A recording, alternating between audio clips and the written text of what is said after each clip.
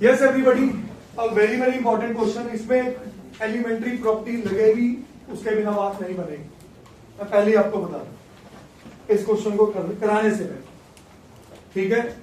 तो but a very very important question क्या कह रहा है, if A B and C are vertices of equilateral triangle with each side equal to A.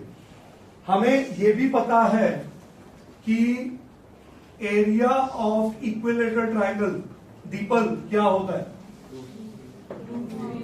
√3/4 into, very good.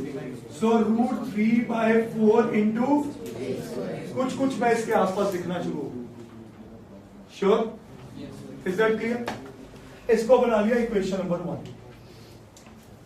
अब area of triangle ABC using determinants क्या होगा, half x1 x2 x3 y1 y2 y3 1 1 1। क्या ये बात समझ यही होगा?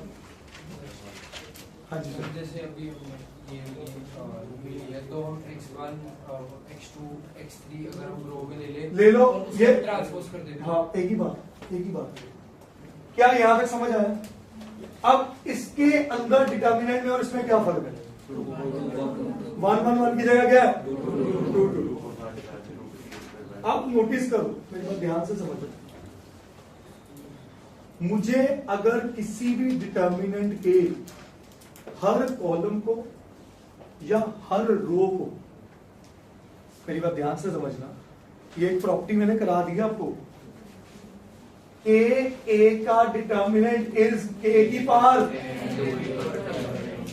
I hope you remember this, ठीक है? Is that clear? ये इसमें और इसमें फर्क क्या है?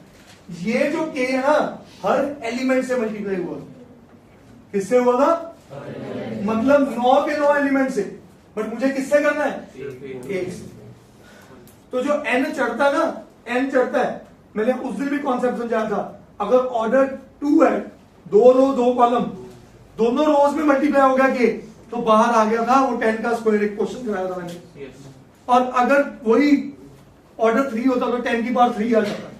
बट अगर किसी एक कॉलम से या एक रो से मल्टीप्लाई हो रहा है तो एक ही मल्टीप्लाई अंदर जाएगा। मेरी बात समझना। आपको एग्जांपल देता हूं, चेक करना मेरे क्वेश्चन को। मैंने ए मैट्रिक्स ली 1 2 3 4। मैं तभी कहना ये प्रॉपर्टी का क्वेश्चन था। इसका डिटर्मिनेंट क्या है चेक करो, -2। बोलो यस और नो, ये क्या? अच्छा ध्यान से समझना, कैच करना। मैंने 10 ने बना दिया, 10 ने बनाते ही ये क्या बना? 10 20 30 एंड 40। इसका डिटर्मिनेंट क्या है? 10 का माइनस, और ये आपको याद है मैंने सिखाया था 10 का स्क्वायर इंटू, याद है? अच्छा अब थोड़ा अगला केस लेते हैं। ए बना दिया न्यू ए को बी कह दिया मैंने, ए डैश का ट्रांसपोज निकाला, बी बना दिया 10 20 3 एंड 4।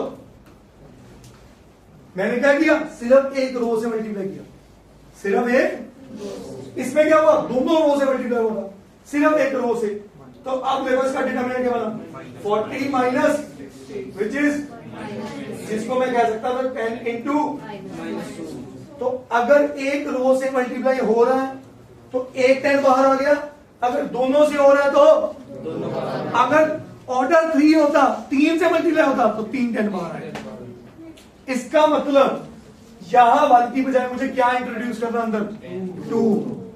2 से मल्टीप्लाई करना है किसको? कॉलम 2 को, कॉलम 3 को, सॉरी। तो 2 से मल्टीप्लाई करूंगा तो बाहर 2 से डिवाइड भी कर। क्या इस तक समझ आया? अब मैंने यहां पे लिखा 1/2 इंटू 1/2, अंदर बना x1 x2 x3 y1 y2 y3 and 2 2 2। क्या ये बात समझ आई सब? बोलिए।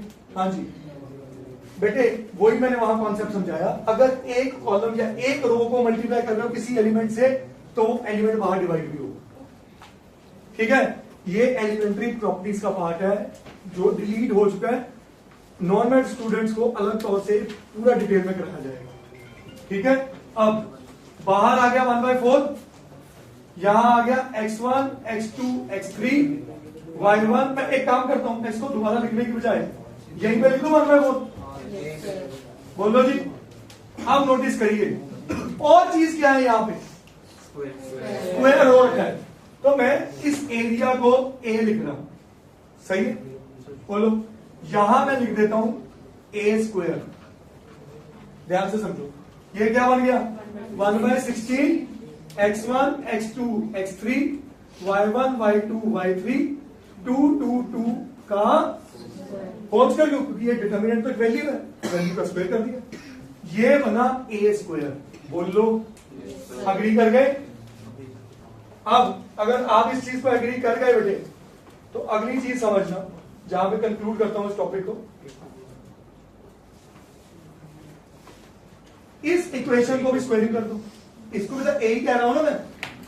बोलो, फ्रॉम 1 and 2, फ्रॉम 1 and 2 इसका स्क्वायर करते ही बना 3/16 a square is equal to 1/16 a4 sorry a4 1/16 x1 x2 x3 y1 y2 y3 2 2 2 का स्क्वायर।